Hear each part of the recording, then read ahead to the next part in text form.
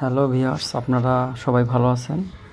আজকে আমি একটা জিনিস দেখাবো, সেটা হচ্ছে কংক্রিট মিশ্রণে পানি সিমেন্টের অর্থাৎ ওয়াটার সিমেন্ট রেশিও অনুপাত যদি 0.80 হয়, তবে এক ব্যাগ সিমেন্টের সাথে কত লিটার পানি প্রয়োজন হয়, অর্থাৎ এক ব্যাগ সিমেন্টে কতগুলো পানি লাগবে সেই হিসাবটা আজকে আমি আপনাদের বের করে দেখাবো।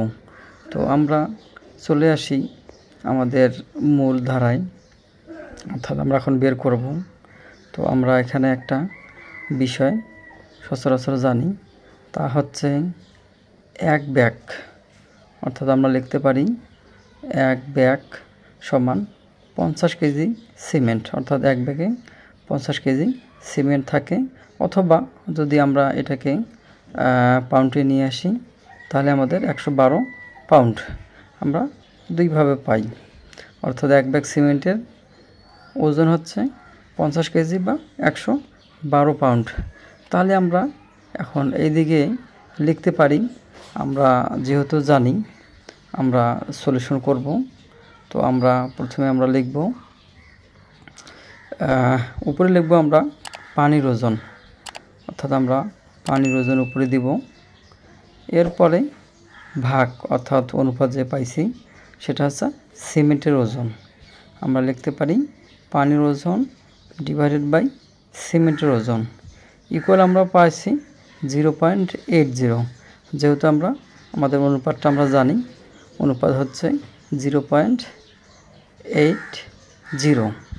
তো আমরা এখান থেকে আমরা পেলাম, অর্থাৎ আমাদের বলা আছে 0.80, আমরা এখানে বসে দিলাম।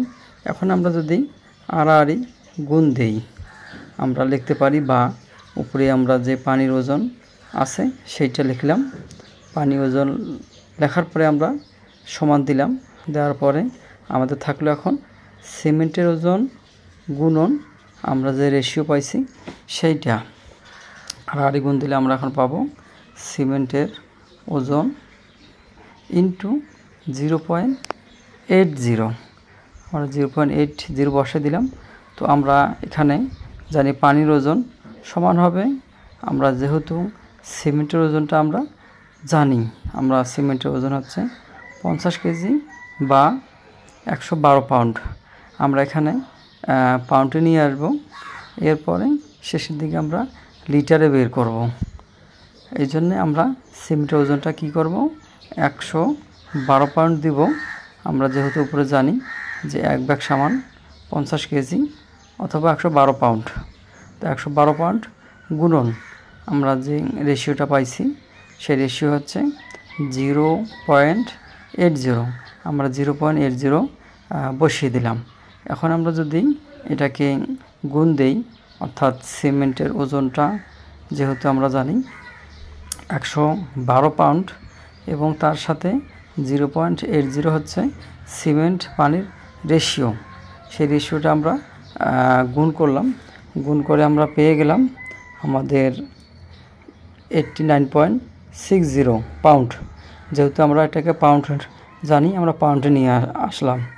এরপরে পাউন্ডটাকে আমরা গ্যালন করব। গ্যালন করলে আমাদের সহজ হবে, আমরা সেটাকে 10 দিয়ে ভাগ করলেই আমাদের চলে আসবে। আমরা জানি 1 গ্যালন সমান 10 পাউন্ড। আমরা এই জিনিসটা মনে রাখব। তাহলে আমরা ভাগ করলাম, অর্থাৎ আমরা পাউন্ডটাকে এবার আমরা গ্যালনে নিয়ে আসব। এ কারণে 89.60 ভাগ হচ্ছে 10। তাহলে আমরা এখানে পেলাম 8.96 গ্যালন। আমরা এটাকে গ্যালনে পেলাম।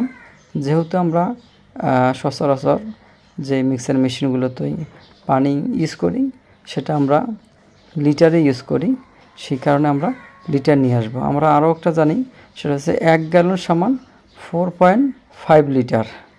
অর্থাৎ 1 গ্যালন যদি পাই আমরা 4.5 লিটার, সেটাকে আমরা গুণ দেব গ্যালনের সাথে, অর্থাৎ আমরা 8.96 গ্যালন গুণন 4.5 লিটার। যেহেতু আমরা এটাকে লিটারে নিয়ে আসব, তাহলে আমরা জানি যে 1 গ্যালন সমান 4.5 লিটার। তাহলে দুইটা গুণ করে আমাদের হলো 40.32 লিটার। অর্থাৎ সিমেন্ট রেশিও আমাদের, যেটা আমরা পানি সিমেন্ট অনুপাত এখানে 8 আছে, সেই হিসেবে আমাদের এখানে 40.32 লিটার পানি লাগবে আমাদের। আর অনুপাত যদি কম বেশি হয় তাহলে আমাদের পানির পরিমাণটা কিন্তু